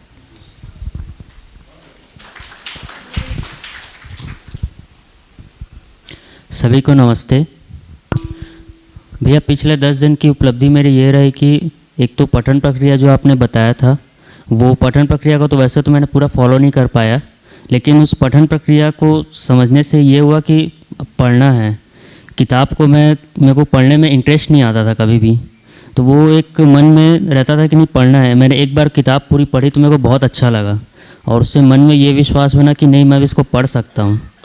और सबसे अच्छी बात ये रही मेरे लिए कि जो आपने अनुकूलता प्रतिकूलता की बात की थी शरीर के स्तर पर, उसी पे हम अपना कार्य व्यवहार करते हैं, तो उस चीज़ पे मेरा ध्यान गया कि मैं हमेशा अपने लिए अनुकूल वातावरण ढूंढते रहता हूँ और जहाँ पे प्रतिकूल वातावरण होता है तो वहाँ से मैं भागने का प्रयास करता हूँ। तो ऐसा पढ़ने के लिए भी होता था। तो अब ये ध्यान गया कि जब भी मेरा प्रतिकूलता आती है तो मेरे को मन में ये क्लिक होता है कि मेरे को बुक पढ़ना है। तो ये एक मेरी बहुत अच्छी उपलब्धि रही। बहुत बहुत धन्यवाद भैया आपको। आप सभी को नमस्ते। इन 10 दिनों में जो बुक्स का अध्ययन किया तो काफ़ी चीज़ उसमें पकड़ आई, बहुत सारी स्पष्टता बनी। भैया ने जितने सहजता से बहुत सरल चीज़ों में, व्यवहारिक बातों में एक तात्विक चीज़ को प्रस्तुत किया, वो बहुत अच्छा लगा। भैया के बहुत सारे जो निष्कर्ष है, उन्होंने खुद निष्कर्ष निकाला। सबसे बड़ी बात है कि भैया ने पूरी ईमानदारी से जितना उन्होंने अपना निष्कर्ष निकाला उसको पूरी दृढ़ता से रखा। वो हम लोगों ने बहुत बार कोशिश की इधर उधर से घुमाने के लिए, लेकिन नहीं, ये है तो यही है। भैया ने एकदम स्पष्ट रूप से बोला, तो ये है। तो भैया के जितने सारे निष्कर्ष है वो बहुत निष्कर्ष मैंने तो नोट करके रखे हैं, आप सब ने तो नोट करके रखे ही होंगे। जैसे भैया ने एक बार स्पष्ट रूप से कहा कि आप अध्ययन कर रहे हैं तो ये देखिए कि आप सुधर रहे हैं कि नहीं, सुधरने की स्थिति को जांचते रहिए। जितना आप पहले थे और अब की जो स्थिति है उसका मूल्यांकन करिए, तो आप शुरू और अब के जो स्थिति में है उसका मूल्यांकन कर पाएंगे, तभी आप अपने आप को देख पाएंगे। तो और दो चीज़, एक भैया ने कहा कि अध्ययन का सार जो है मानवीय एक समझ की बात बोली थी कि और मानवीय शिक्षा, और दूसरी या व्यवस्था भी ले सकते हैं, और मानवीय संरक्षण, इन दो चीज़ों को मेन फोकस करके रखना है। तो भैया ने बहुत गूढ़ बातें, जितनी सारी बाबा जी ने एक अनुभूति है, सारी अनुभूति तो एक एक मेरे को नियम की तरह दिखती है। तो सारे नियम हैं, नियम जो हैं उनको हम जितना ज़्यादा अपन अभी तो धीरे धीरे समझ रहे हैं, समझ के जीने में ही वो पूर्ण हो पाएगा। तो वो भैया ने उसको स्पष्टता से रखा। भैया का बहुत बहुत धन्यवाद और कृतज्ञता। नमस्ते सभी को। 6 महीने का अध्ययन करने का मेरा उद्देश्य ही था कि वाङ्मय की गहराई को मैं समझना चाहती थी, उसको छूना चाहती थी, और मैं इसी मानसिकता के साथ थी कि प्रबोधक ही मुझे उस गहराई तक ले जाएगा और उनकी मदद से ही मैं उन सब चीज़ों को समझ पाऊँगी, गहरी बातों को। जब भैया जी आए और उन्होंने कुछ लाइनें बोली कि प्रबोधक सिर्फ सहयोगी बन सकता है, समझना तो आपको ही पड़ेगा, और बहुत सारी ऐसी कुछ लाइनें थी जो दिल को छू गई। जैसे कि भैया ने कहा कि उधार की समझ कब तक काम आएगी, अपने खुद की जो समझ है उसको स्थिर करो, वही निरंतर रह पाएगी। तो ये बातें मुझे दिल तक छू गई और मुझे लगा कि ये तो सही बात है कि ये मुझे खुद ही समझना पड़ेगा। और फिर जब शुरू पुस्तकों का 4 बार पठन हुआ, उस समय थोड़ा थकान सा होता था, तब समझ में आया कि मैं समझ नहीं पा रही हूँ, इसलिए मुझे थकान हो रही है। लेकिन जब उसको गहराई में खुद से जांचा, परिभाषा संहिता और बहुत सारी चीज़ों से जोड़ कर देखी, भैया की बातें सुनी, तब मुझे समझ में आया कि समझना तो मुझे ही है और उस गहराई में मुझे ही जाना है। और फिर इसमें खुद में एक निष्ठा भी दिखी कि हाँ, मैं अब पूरा 6 महीना बहुत अच्छे से कर पाऊँगी। और फिर दूसरी चीज़ कि धीरे धीरे 3-4 दिन बाद ही जब बातें समझ में आने लगी, पुस्तक भी समझ में आने लगा और फिर मज़ा भी आने लगा, तब फिर ये बात समझ में आई कि ये जो पुस्तकें हैं, 14 पुस्तकें और जो दर्शन है, इसको मैं समझ सकती हूँ। ये विश्वास खुद में आया कि मैं खुद समझ सकती हूँ और इस योग्य हो सकती हूँ कि मैं दूसरों को भी समझा सकूँ। ये बहुत बहुत भैया के लिए कृतज्ञता, जो इन्होंने हमें प्रेरित किया पुस्तकों के प्रति खुद को लगाने के लिए कि खुद में समझना है, प्रबोधक सिर्फ आपके सहयोगी होंगे।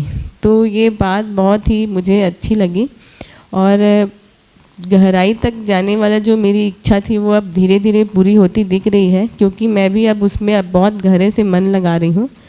दूसरा व्यवहारिक वाला पक्ष है, ऐसा हुआ कि शब्दों से खेल खेल कर बोलना तो बहुत आ जाता है, न्याय, धर्म, सत्य, ये वो बहुत सारी हम बातें बोल लेते हैं, लेकिन जीने में वो आया कि नहीं आया उसका हम कभी मूल्यांकन नहीं करते हैं। तो जो भैया हर रोज़ उस बात को बोलते थे, स्व मूल्यांकन ही सबसे महत्वपूर्ण है। मूल्यांकन करके देखो कि जो पढ़ रहे हैं वो जीने में आ रहा है कि नहीं आ रहा है, और वो उसका फल सही मिल रहा है कि नहीं मिल रहा है। यदि फल सही नहीं मिल रहा है तो फिर समझ में नहीं आया है, फिर से दोबारा से उस चीज़ को समझो। और यदि मैं सुधर रही हूँ, मुझ में सुधार हो रहा है, तो मैं सही समझ रही हूँ, और मुझ में सिर्फ बोलने में आ रहा है और जीने में नहीं आ रहा है, तो फिर वो हमेशा के लिए बस एक शब्द ही बन जाएगा जिसका कभी अर्थ नहीं हो निकलेगा, और उससे मैं जो वस्तु पाना चाहती हूँ उसको मैं कभी प्राप्त ही नहीं कर पाऊँगी। तो ये जो मन को खंगालने वाली चीज़ हुई, ये 5-6 दिन पहले हुई। उससे पहले तो मैं बस संघर्ष कर रही थी पुस्तकों को पढ़ने और गहराई में जाने, लेकिन जब उसकी गहराई में पहुंची तब फिर खुद के अंदर खंगाल करके देखी कि क्या सच में जो पढ़ रही हूँ, जो समझ रही हूँ, वो मैं कर पा रही हूँ कि नहीं कर पा रही हूँ, हो पा रहा है कि नहीं हो पा रहा है, क्या मैं सही में सुधर पा रही हूँ। तो ये जो मूल्यांकन वाला भाव है, ये अब थोड़े दिन से शुरू हुआ है, और इसके लिए भैया को बहुत बहुत धन्यवाद और थैंक यू सभी को।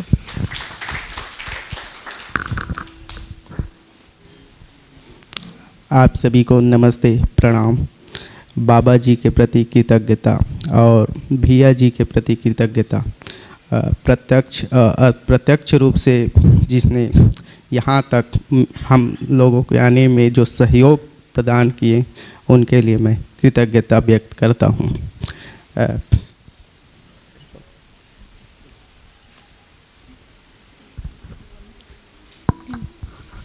आप सभी को नमस्ते। आदरणीय बाबा जी के प्रति कृतज्ञता, प्रबोधक भैया जी के प्रति कृतज्ञता। इस पठन में अभी पठन मानव व्यवहार दर्शन का पठन हो रहा है, उसमें अभी गति बढ़ी है मेरी। जिन बिंदुओं पर ध्यान गया है हमारा, अब चारों का है, उसमें जीने दो और जियो, दूसरे को जीने देना ही मेरा जीना जुड़ा हुआ है। अर्थात एक दूसरे के साथ पूर्वकता उपयोगिता के साथ जीना ही जीना है। अस्तित्व ही सअस्तित्व है। अस्तित्व में मानव के जीने के लिए अस्तित्व सहज व्यवस्था है। मेरे जीने के लिए समस्त मानव के साथ समस्त मानवेतर प्रकृति सहयोगी है। सह अस्तित्व के प्रति दृष्टि गया है कि हम सभी के साथ हैं। सर्वशुभ में मेरा शुभ समाया हुआ है। और दूसरे में स्वयं व परिवार के प्रति मेरी भूमिका। मानव जन्म लेता है तो एक परिवार में जीना शुरू करता है। परिवार में मानव न्याय को प्रमाणित कर पाता है तो समाज में व्यवस्था और अखंड समाज में सार्वभौम व्यवस्था प्रमाणित होता है। इस पर ध्यान गया। माँ होने के नाते बच्चों के प्रति जिम्मेदारी का भाव बढ़ा है, यह समझ आया है। संबंधों में मूल्यों की पहचान पर ध्यान गया कि स्वयं में संतुलन, परिवार के प्रति जिम्मेदारी का भाव और सभी के साथ अपनेपन का भाव बना पाऊँ, इस पर ध्यान गया है। प्राकृतिक संसाधन के प्रति उनका उपयोग, सदुपयोग और प्रयोजनीयता पर ध्यान गया कि प्राकृतिक संसाधन का सदुपयोग करने से सुरक्षा और उसकी प्रयोजन क्या है, इस पर ध्यान गया है। और बच्चों को लेकर अभी थोड़ा डिस्टर्ब है, फिर भी मन में विश्वास है कि मैं पठन कर पाऊंगी, ऐसा है। आप सभी को धन्यवाद। श्रद्धेय बाबा जी को नमन करती हूँ। भैया जी आपको भी बहुत बहुत धन्यवाद। मैं क्या कहना चाह रही थी, भूल गई। और अप्रत्यक्ष और प्रत्यक्ष रूप से यहाँ संस्थान में जुड़े सभी भाई भैया जी दीदी जी को भी कृतज्ञता व्यक्त करती हूँ। और मैं कहना चाहती हूँ कि मैं तो यहाँ अध्ययन शिविर के लिए आई था। हम निष्ठा बना कर के ही आए हैं दोनों, लेकिन कारणवश मेरी स्वास्थ्य खराब हो गई थी तो अध्ययन शिविर में ही मैं अध्ययन शिविर के बीच में ही घर चली गई थी स्वास्थ्य खराब होने के बाद।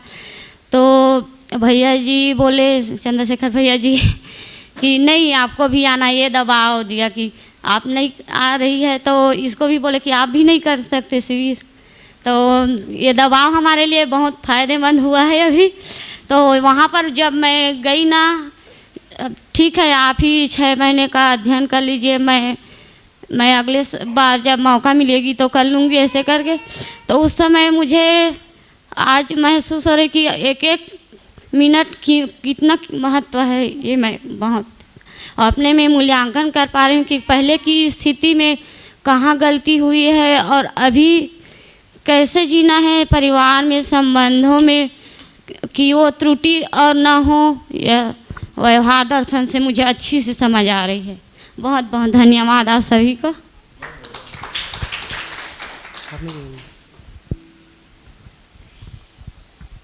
आप सबको नमस्ते, नमस्कार। बाबा ए नागराज जी के प्रति कृतज्ञता और साथ में भैया ने मानव व्यवहार दर्शन को अच्छे तरीके से रखा, उनके प्रति भी आभार।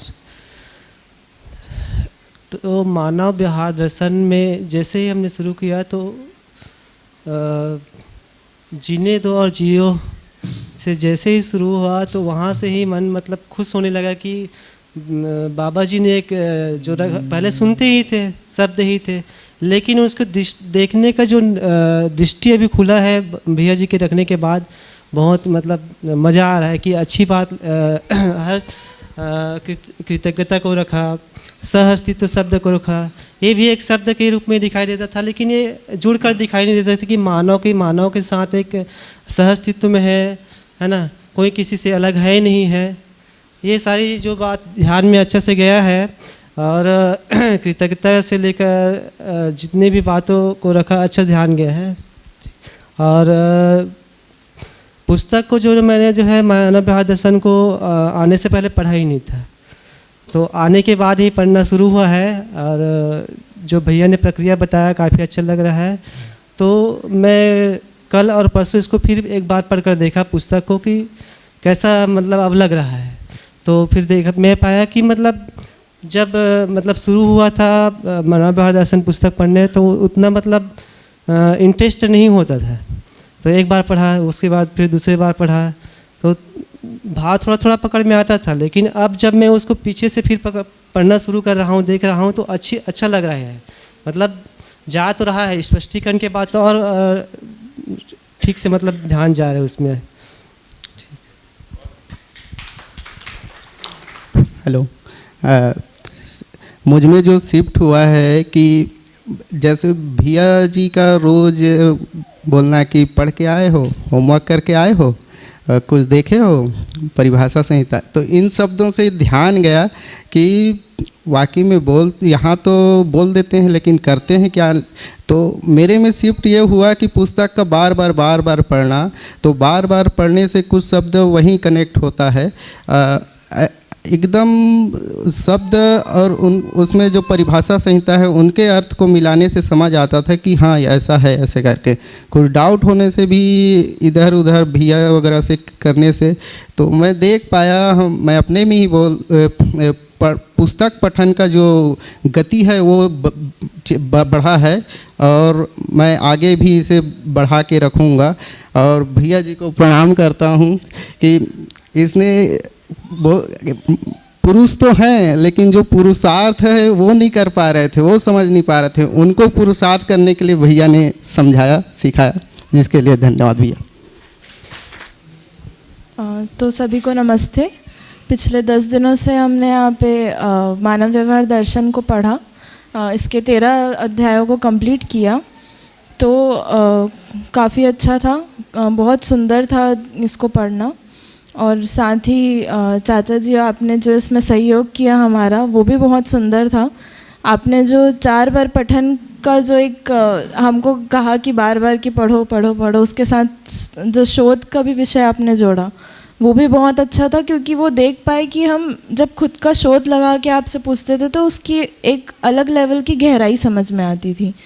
तो बहुत सुंदर था। तो आपको इसके लिए बहुत बहुत धन्यवाद। और तो हम तीनों एक दूसरे के सहयोग से बारी बारी से अपना मूल्यांकन रखेंगे यहाँ पे। तो सभी को नमस्ते। तो दर्शन के माध्यम से कृतज्ञता समझ में आई और कृतज्ञता से यह पता चला कि एक लेवल तक श्रेष्ठता की स्वीकृति बनी और कृतज्ञता से ही मानवता की समझ बनी। और फिर इस बात पर भी ध्यान गया कि स्वभाव गति में ही मूल्यांकन होगा, आवेशित गति में नहीं। मूल्यांकन से ही व्यवस्था में जिम्मेदारी पूर्वक दायित्व और कर्तव्य का निर्वाह कर पाएंगे और यह हमेशा देने के अर्थ में ही होगा। और फिर एक बात पे ध्यान गया कि वस्तु का प्रयोजन उपयोग और सदुपयोग प्रयोजनीयता के लिए तन मन धन का उपयोग एवं सदुपयोग करना ही।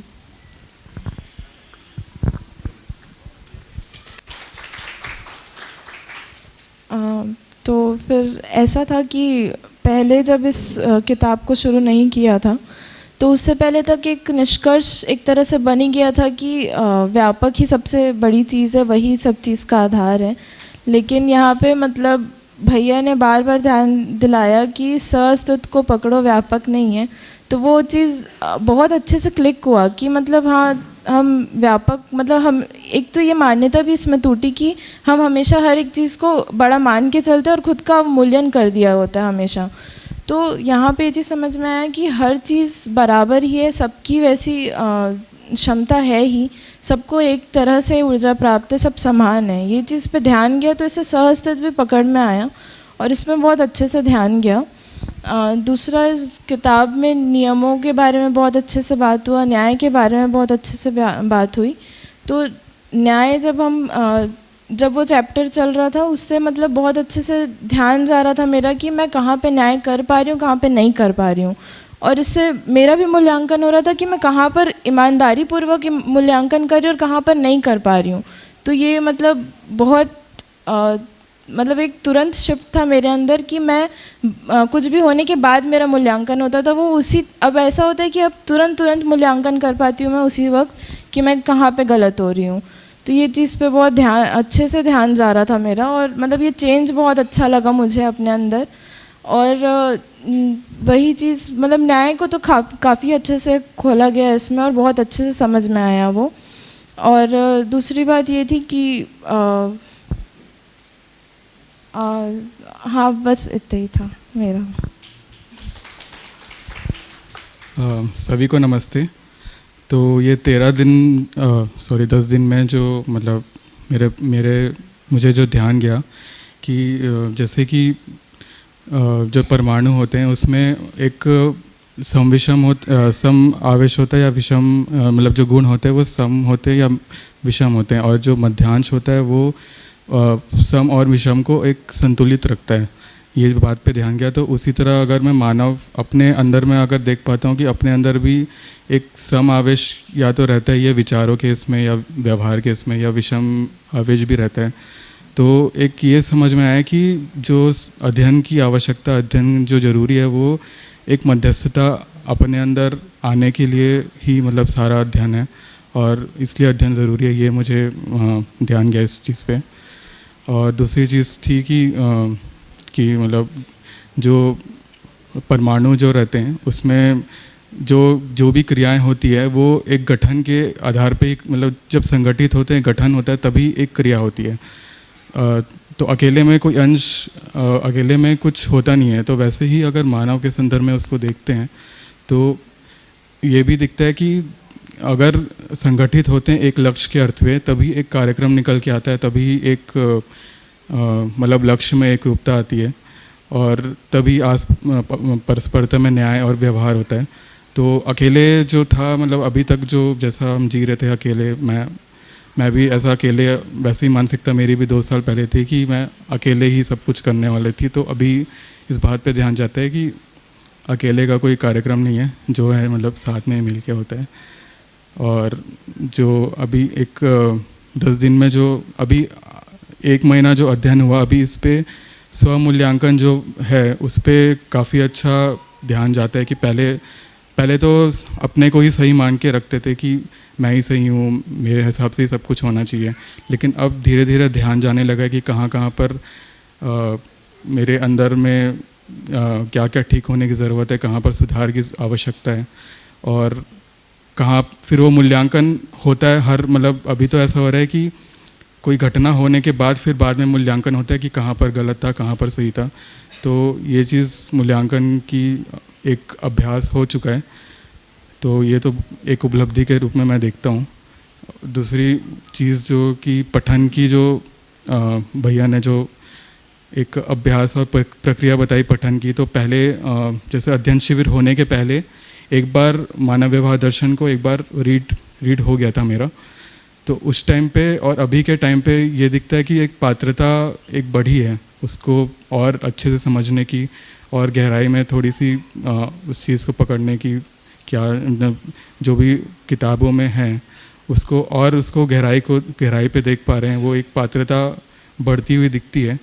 और जो 4 बार पठन करने की जो एक अभ्यास, एक मतलब अभी आ चुका है अभ्यास, एक तरह से मैं देखता हूँ अपने आप में कि आप भैया जी ने जो बताया कि हर एक, जैसे अगर आपको कोई क्वेश्चन पूछना है तो क्वेश्चन में आपका एक खुद का शोध ज़रूरी है, और उसको आप जो शब्द हैं उसको आप परिभाषा संहिता और आप जो प्रचलित डिक्शनरी है उसको भी दोनों का अर्थ देखने के बाद फिर वहाँ से कुछ उसका सॉल्यूशन निकलता है। तो वो चीज़ काफ़ी बढ़िया थी, काफ़ी अच्छी थी। तो एक शोध करने की अभ्यास वो एक बन गया। तो उसके लिए भैया को काफ़ी धन्यवाद जी।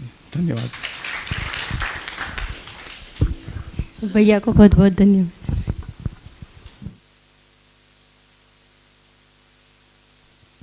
बहुत बढ़िया रहा मूल्यांकन आप सभी का। तो एक बार जोरदार ताली से हम कृतज्ञता व्यक्त कर दें अशोक भैया के लिए।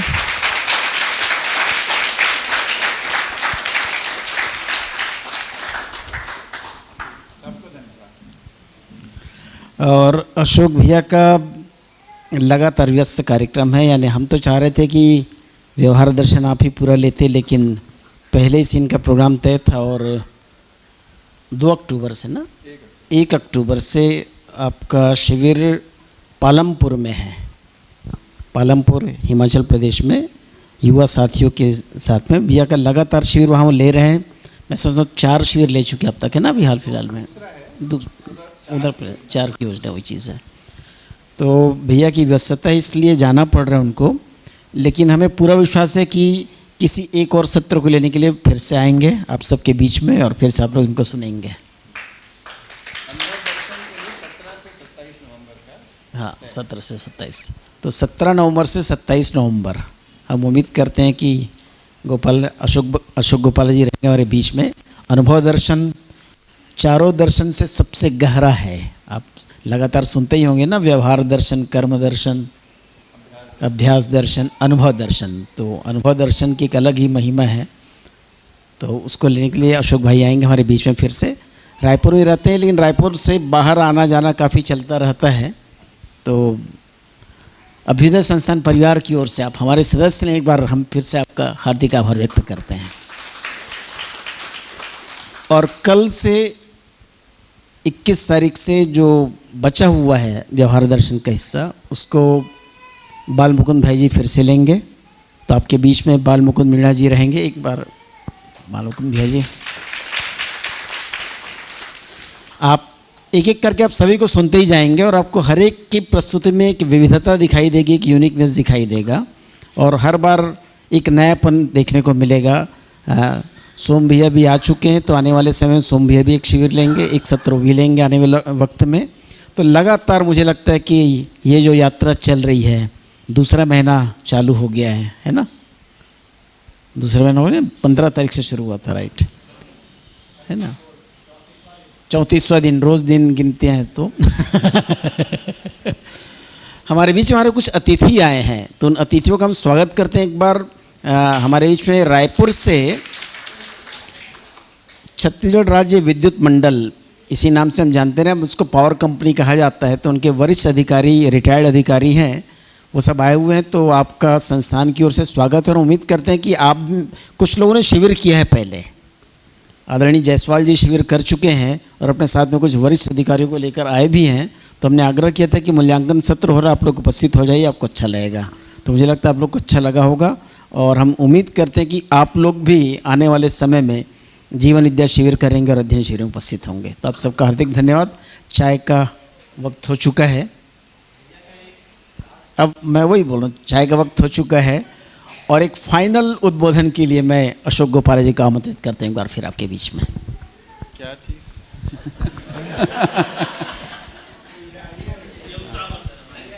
नहीं ठीक है। सबने देखिए, ये जो पुस्तकों को पढ़ना बहुत आसान नहीं है और मैंने काफ़ी दबाव बनाया आप लोगों के ऊपर,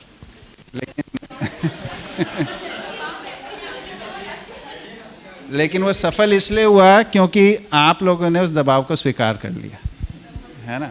तो प्रभाव स्वीकारने से ही होता है। अच्छा, हाँ, कैमरा बैठ, ये लो, ठीक। तो लेकिन मैंने सभी की प्रस्तुति को सुना तो मेरे को लगता है कि सभी के अंदर पुस्तकों को लेके पढ़ने से के लिए उत्साह बना है और हम खुद समझ सकते हैं, ये विश्वास भी बना है। तो ये दोनों बातें सुन के मेरे को तो खूब खुशहाली हुई। ठीक है, तो इतना ही, ठीक है, मिलते हैं फिर, धन्यवाद।